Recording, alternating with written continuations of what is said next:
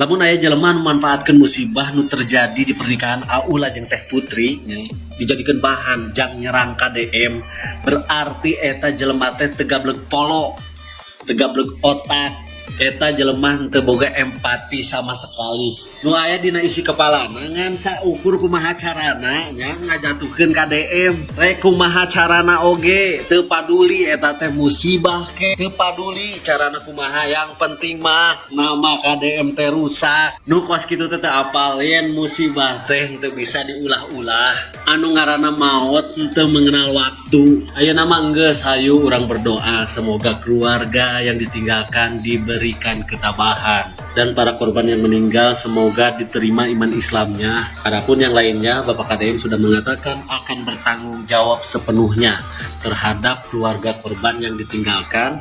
Kalau misalkan dia mempunyai anak, Bapak KDM akan menanggung biaya pendidikan dan akan menyekolahkan hingga perguruan tinggi.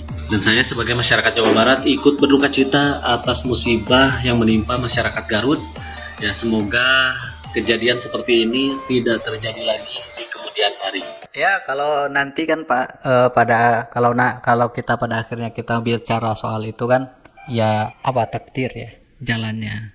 Kalau untuk kasus ini sih saya ini mau diusut apa ya? Terlalu banyak orang soalnya lingkupnya. Kita juga nggak bisa nyalahin A B C D E F G itu, kayak kalau mau diinvestigasi pun sekalipun itu ya jadi kayak kita menuduh. Dan ya intinya kalau kasus kerumunan ini ya udah itu sih tadi. Nah, kalau kasus yang sekolah tadi ya ini diinvestigasi, jangan sekedar ngomong ini. Karena apa? Karena ada banyak anak lain di luar sana, di sekolah SMA 6 itu bahkan mungkin terjadi kejadian yang mirip tapi tidak terekspos, tidak terini. Artinya ada yang harus diperbaiki.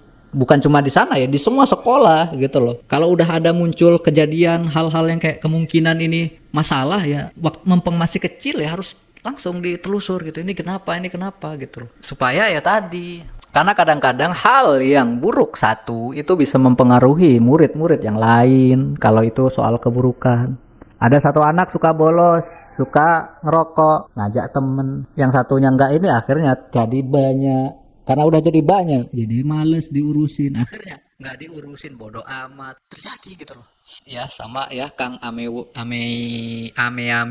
turut berduka cita juga, walaupun saya bukan orang Jawa Barat tapi ya saya orang Indonesia juga. Ya kejadiannya sangat disayangkan bahwa itu terjadi. Ya semoga tadi ya bisa diterima iman Islam dan semuanya, dan yang ditinggalkan bisa survive dan menjalani kehidupan dengan keikhlasan.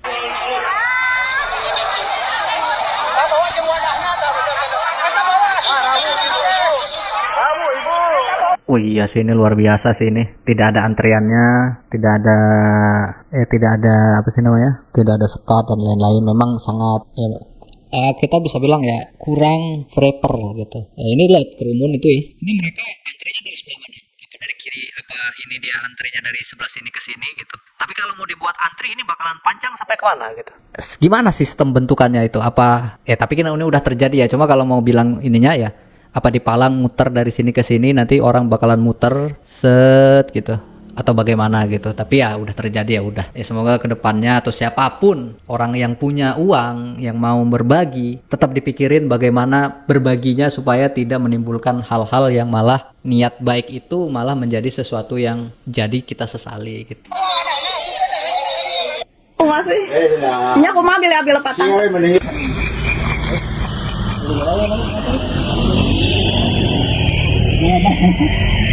Bro. Gus, belok.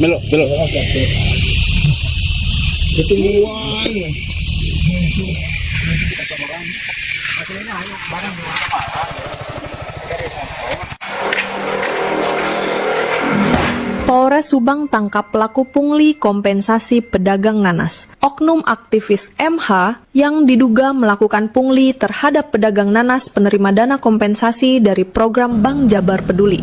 Pelaku dilaporkan oleh sejumlah pedagang di kawasan Jalan Cagak, Subang. Akhirnya ditangkap juga akibat tindakannya yang seolah-olah bantu rakyat. Saya mengucapkan terima kasih pagi hari ini kepada jajaran Polres Subang dan Satuan Reskrim yang telah melakukan penangkapan terhadap oknum aktivis berinisial I yang melakukan pungutan liar terhadap para pedagang yang mendapat bantuan kompensasi dari Bank Jabar Peduli, yaitu para pedagang nanas di Jalan Cagak. Aktivis berinisial I ini mengutip uang yang relatif lumayan dari para pedagang yang pada akhirnya para pedagangnya melaporkan tindakan kriminal ini ke Polsek dan ditangani tadi malam dan sudah selesai, sudah ditahan. Semoga ini menjadi pembelajaran penting bagi siapapun untuk tidak melakukan pungutan liar kepada siapapun atas nama apapun, karena ini pelanggaran dan perbuatan melawan hukum. Untuk itu, mari kita bekerja keras dalam setiap waktu agar rezeki yang kita peroleh menjadi rezeki yang berkah. Oke ya, ini ya beliau Mokondo Studios ya, yang pakai AI ya untuk naratornya. Ya di sini ada kejadian tilep menilep, pungli memungli dari seorang aktivis oknum ya. Harus ditambahkan oknum untuk sesuatu yang dilakukan oleh instansi, karena kalau semuanya nanti jadi saya oknum guru, oknum polisi, oknum aktivis, oknum ustadz, oknum apa ya gitu ya. Jadi ada aktivis ya, ini kan sangat mengganggu kesejahteraan orang. Pungutan liar untuk perbaikan jalan, pungutan liar untuk mobil pengangkut barang, pungutan liar untuk mobil buah, pungutan liar untuk parkir. Iya, itu terjadi gitu. Yang artinya masyarakat ada yang malas untuk mencari kerja sehingga ingin sesuatu yang instan, dan yang instan itu melawan hukum. Ya udah, jadi ya kita ya kerjalah yang bener aja gitulah, cari yang halal lah. Ya intinya jangan merugikan orang lain ya. Kalau merugikan diri sendiri ya jangan juga sih, tapi ya jangan. Intinya yang baik-baik aja lah. Ya ini Kang Deddy nih, Bang Jabar Peduli, jadi semua itu pengen diurus, sosial ini harus baik gitu, jangan nyampe menghambat kemajuan gitu loh. Ya, makanya banyak kan itu, makanya khawatir gitu loh. Bantuan-bantuan untuk sekolah nanti ditilep sama orang juga, oknum kepala sekolah misalnya, oknum guru, oknum operator. Jadi jangan sampai gitu, karena itu akan menghambat sesuatu yang seharusnya bisa selesai, akhirnya jadi tidak selesai, malah menjadi masalah hukum sehingga nanti harus diurusin ini itu kan buang waktu dan mengganggu gitu. Jadi no ya, no pungli, no. Merasa saya dipermalukan di depan teman-temannya. Oke, ini lanjutan yang tadi ya. Tadi kan part 1, part 2-nya belum ketonton, ini part 3. Part 3 masih soal ini. Tapi ya saya juga memang pengen tahu gitu. Ibu fisika. Ya, Ibu, benar nggak Ibu pernah suka menata ketika pembelajaran? Tidak Pak, jadi gini, biasa kan 1 minggu itu MPLS, minggu kedua baru KBM. Nah ketika KBM kan biasanya anak-anak masih masa perkenalan, jadi masih mau ini kenalan jangan dulu belajar seperti itu ya, biasa kenalan. Kebetulan saya 3 jam pelajaran, berarti 1 minggu 1 kali ke sana tiap hari Rabu Pak, dari jam 1.15 sampai jam 15.30. Setelah kenalan, saya kasih tugas hanya asesmen awal, diagnosa awal, hanya 10 jajar terkait materi saya, terus hanya menjawab benar salah, menulis 10 jajar. Biasa saya berkeliling melihat anak tidak beres, kan masih kejam pulang Pak. Oh yang belum minggu depan dikumpulkan ya. Minggu depannya masih belum, nanti pulang harus dikumpulkan ya, ini karena udah pertemuan berikutnya belum beres. Tapi memang ada beberapa juga teman dikumpulkan, tapi kok tulisannya tidak bertambah. Berikutnya berarti pertemuan ketiga, ketika masuk kelas biasa pembelajaran, saya panggil ke depan. Ya coba dia baca, dia bisa baca. Alhamdulillah kan ternyata bisa baca. Terus kenapa ibu tulisannya setelah 3 minggu masih belum beres? Kalau Bu ini tangan saya suka keringetan, terus suka gatel-gatel, jadi saya sulit untuk menulis.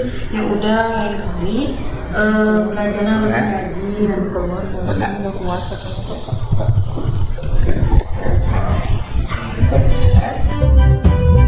Ini temennya si anak trauma lah, itu pasti temennya trauma lah, temen gimana itu. Jadi kakaknya, ya, saya boleh kan? Boleh kakak. Kakaknya. Hanya bertanya itu bukan di depan kelas Pak, berhadapan dengan buku saya tidak teriak-teriak ngobrol biasa seperti itu. Ya udah lain kali belajarnya lebih rajin dan seperti itu. Nah tapi kalau misalkan di pelajaran saya fisika, alhamdulillah di semester 1 dia tidak ada masalah, nilainya pun tuntas 7,6. Nah ketika masuk semester 2 memang tugas jarang dikumpulkan.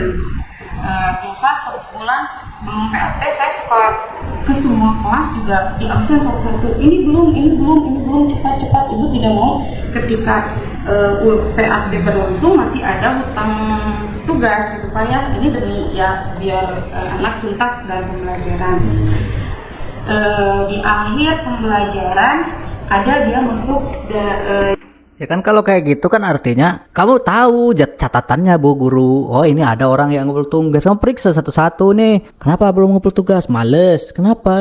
Itu kan dari situ bisa lah kita menemukan jejaknya gitu loh. Inilah kadang-kadang ngasih tugas cuma kewajiban doang gitu. Ya kumpulin. Tapi nggak dilihat ya. Nanti dikumpulin nggak dikoreksi. Didiemin berminggu-minggu. yang akhir-akhir itu menyusul jadi tidak tepat waktu ketika ada pemberian tugas. Ada dari 8 dia cuma masuk 3 tugas yang masuk. Terus dalam kerja kelompok pelajaran saya ada presentasi kan Pak ya di semester 2. Biasa mengikuti ada presentasi ke depan dengan temannya berbicara. Nah ketika beres PNSAT ada susulan hari Jumatnya saya komunikasikan ke wali kelas, Bu yang kira anak ini dengan tugas ini ada chatnya, mangga disampaikan. Saya menerima susulan tugas walaupun di hari libur Pak, karena itu Jumat setengah 8 kalau tidak salah saya WA-nya. Terus Jumat sore pas Sabtu pagi Ibu WA lagi, Bu gimana? Ada menghubungi tidak almarhum, tidak ada Bu. Terus orang tua saya katanya sudah cek ke orang tuanya masih tidak ada menghubungi saya. Ya sampailah akhir di rapat pleno nilainya masih belum berubah karena tidak ada komunikasi ataupun Kan ini Ibu wali kelas, kan kita tahu ada siswa yang mengalami penurunan kualitas akademis. Ini kan terjadi kan di siswa ini kan mengalami penurunan kualitas akademis, kemudian sering murung. Nah, apa langkah yang diambil oleh Ibu ketika ada siswa yang mengalami penurunan kualitas akademis, sering murung, memisahkan diri dari temannya? Apa yang dilakukan oleh Ibu untuk agar dia terbebas dari keterpurukan akademis, kemudian keterpurukan psikologi? saya mewakil siswa yang kepala pribadi. Tidak ada misalnya bimbingan psikologi. Kalau itu mungkin saya bicaranya sama BK, tentang perkembangan pria dan tentang hal akademik. Dan kemudian waktu itu kan kita ada kebijakan tuh tentang barak militer. Kenapa dia tidak dimasukkan menjadi anak yang direkomendasikan? Itu semester 2 Kemarin apa? Kalau yang di semester 2 itu sebetulnya almarhum ini udah ceria gitu ya, udah semangat belajarnya Pak. April kan? April kan kita barak militer April tuh. Itu udah masuk semester 2. April masuknya malah Mei kan? Mei. Saya kenapa nggak dimasukin situ? Kan sudah menjadi anak-anak yang selamat lah kan? Bapak, karena semester 2 saya merasa almarhum sudah banyak perubahan. Oh, sudah ceria. Iya, udah ceria, udah berbaur. Apalagi di pelajaran saya ya Pak ya, di semester 1 dia banyak tidak mengerjakan tugas, pun tidak satu pun saya hanya minta rangkuman saja materi. Nah itu tetap saya kasih nilai, tidak apa-apa, nanti saya berharap di semester 2. Masuk semester 2 tugas semua yang saya berikan tuntas. Kalau dari guru fisikanya tadi bilang ada penurunan kualitas. Ya seharusnya itu dari cecer dari situ ya. Jadi guru fisika ngomong ke wali kelas, "Ibu, ini kok anak dulu rajin loh kayak gini. Oh emang kenapa kira-kira ini?" Nanti dicek lagi. Misalnya bawa ke BK ataupun wali kelas bagaimana pendampingan. Terus tanya orang tua. Terus tanya teman terdekat. Itu anaknya kenapa gitu-gitu. Cuma itu nggak dilakuin gitu loh. Kalau guru kan ngelihat murid, apalagi misalnya murid ini punya nilai yang naik terus turun gitu loh. Kadang-kadang kan harus diperhatiin gitu. Ada yang awalnya kadang-kadang nilai turun itu salah satunya biasanya karena dia nakal. Ada juga karena dia depresi, karena masalah rumah, karena masalah di sekolah. Akhirnya dia jadi nakal, ada, atau dia jadi murung. Tapi nggak ada kayak dibahas, dicari tahu. Yang akhirnya disimpulkan bahkan oleh wali kelasnya dia sudah ceria gitu. Ya gimana ya? Bahkan itu udah semester 1 kan udah lalu nih. Semester 1, semester 2 mulai turun. Artinya di jenjang ke akhir bulan April, pas ujian April, Mei gitu ya. Dan dari tugas-tugas yang dikumpulkan. Tapi beda, ibu itu bilang anaknya sudah ceria, anaknya sudah ini. Perlu sih ini harus diinvestigasikan ini. Ya tapi betul sih ada komen sih. Harusnya minimal berbicara maaf kalau saya agak lalai. Maaf kalau saya lalai mendidik siswa. Ya perlulah. Jangan ngerasa bahwa kamu sudah betul. Jejak-jejaknya ada bahwa ada kelalaian juga di situ. Mau masalah kamu di ini ya bilang lah, minta maaf setulus-tulusnya bahwa ada kelalaian. Karena kan orang tua mana yang bisa ngeklasin anaknya tanpa iya sisa orang mana gitu kayak. Ya ada juga kayak ya jawaban saya tidak tahu atau saya sudah itu tidak masuk lah. Kalau kamu tidak tahu ya jangan jadi guru. Saya tidak tahu, saya tidak ngerti. Ya jangan itu, mending apa gitu yang diurusnya. Kalau jadi guru ya, kalau tiba-tiba ditembak ada wali murid datang, anak saya gimana perkembangannya? Anak ibu bagus. Oh dia baca. Bahaya itu. Saya jelaskan. Ini anak ibu, alhamdulillah dapat peringkat. Alhamdulillah dia sering tanya. Alhamdulillah di sini ceria. Kalau misalnya ada kebalikan, ini nilainya nurun, Bu. Di rumah ada apa? Misalnya ditanyakan juga kayak ada masalah kah? Soalnya saya lihat kok anaknya sering murung gitu. Terus tanyain lagi dan lain-lain gitu kan. Itulah. Artinya anak itu kita memang tahu gitu dia seperti apa gitu. Dia punya bakat di mana? Dia ahlinya apa? Terus dia senangnya seperti apa? Anaknya apakah dia anak yang aktif atau pasif, anak yang visual atau non visual. Nah hal-hal semacam itu kan dilihat gitu loh. Kalau mau ngomong data, ada orang yang mungkin guru yang sangat data ya dia bikin data. Anaknya seperti ini, penanganannya seperti ini. Ada yang guru yang udah sangat pengalaman luar biasa, dia bisa ciren dari satu-satu muridnya ketemu gitu kayak dari ngelihat ya. Kayaknya sih ini ada masalah nih kayak kenapa? Iya kan syukur kalau ditanya dia bilang nggak ada kan, tapi kan kayak kayaknya cuma saya salah paham. Tapi kan kalau ada kan dia pasti cerita gitu loh. Karena kadang-kadang anak itu nggak mau cerita duluan. Dia pengennya ditanya gitu loh. Ditanya terus didengarkan. Nggak sekedar, oh kamu salah. Oh kamu salah. Nggak tanya, dengerin dulu. Oh gitu kan. Ya nggak sekedar kamu lihat nilainya turun, oh dia turun, cari murid lain yang pinter, akhirnya mulia banggain lah murid yang itu, si itu mah dulu pinter sekarang jadi turun, oh karena nakal tuh, oh karena ini. Ada yang kayak gitu juga, ada tuh guru yang kayak yang pinter, oh disayangnya, oh kamu ini ya yang ini nggak di ini ya.